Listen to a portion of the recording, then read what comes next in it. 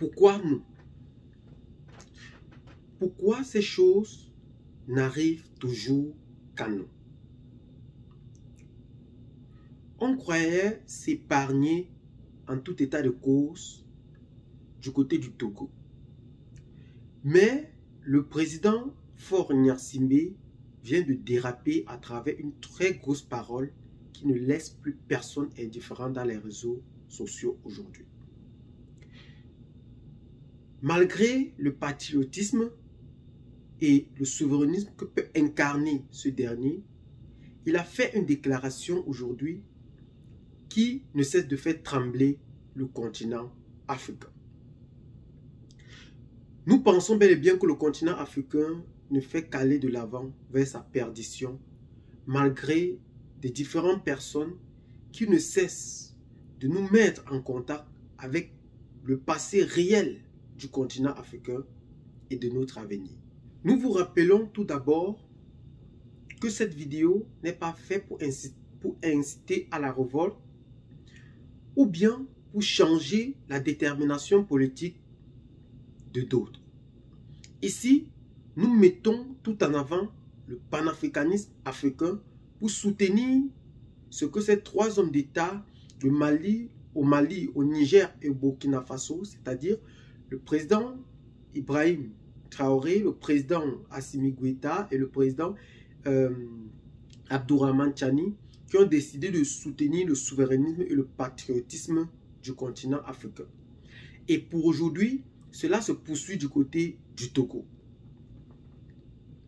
Pour être clair, très clair, le président Faure Gnassingbé vient de prononcer une parole qui n'a laissé personne indifférent. En effet, le 5 juin dernier, le président Faure Gnassingbé a laissé le peuple togolais et le continent africain sans voix. Voulant établir une corroboration entre le développement économique, politique de la jeunesse africaine aujourd'hui, le président Faure Gnassingbé a accusé en réalité et ouvertement cette jeunesse. Dans quel degré il a fait et pourquoi cela cause-t-il autant de gêne sur le continent africain et togolais en particulier?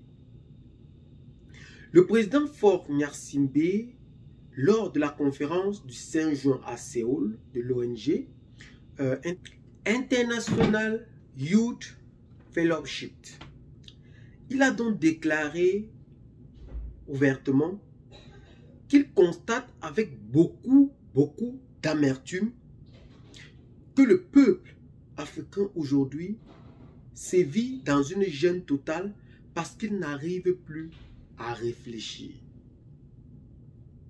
Parce qu'il n'arrive plus à réfléchir. Mais la réplique a été très grande, étonnante. Pourquoi? Parce que une internaute du côté du Togo a répliqué immédiatement qui a façonné ces jeunes qui n'arrivent plus à réfléchir et à se maîtriser. Nous rappelons que le président Faure Gnassingbé est à la tête du Togo depuis 2005. Il a pris le pouvoir d'une manière très sanglante aussi du côté du Togo qui était dirigé par son père. Nous constatons donc que le Togo est dirigé aujourd'hui depuis plus de 30 ans par la famille Gnassingbé. Mais faux constat de cette déclaration que le président vient de dire est que le peuple ouest-africain et togolais particulièrement n'arrive plus à réfléchir. Ce qui nous fait donc poser la question à travers la voix de cet internaute.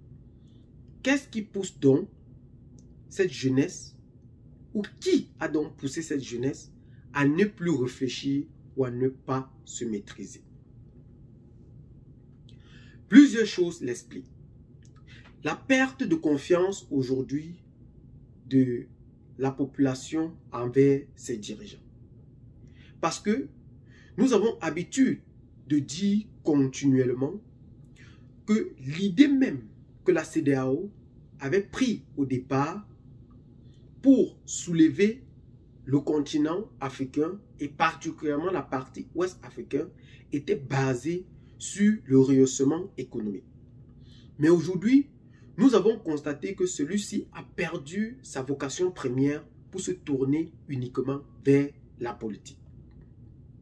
La suspension du Mali, du Niger, du Burkina Faso en est une illustration exemplaire par rapport à cela. Pourquoi aujourd'hui la jeunesse perd tellement de confiance envers ces politiques?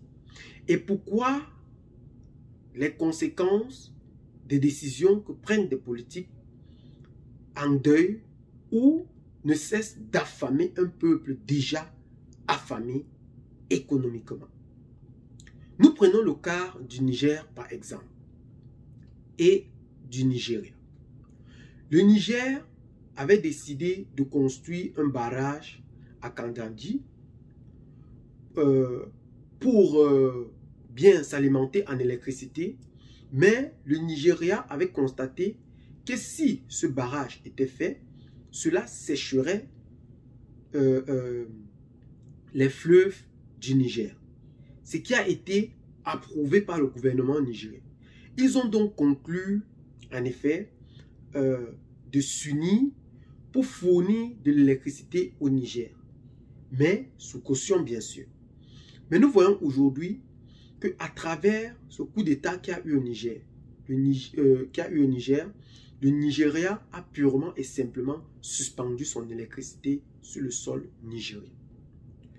Nous nous posons donc la question de comprendre à quoi c'est bon de signer des contrats si jamais nous avons des problèmes et que cela court à une suspension pure et simple. Il n'y a plus de confiance entre les pays africains.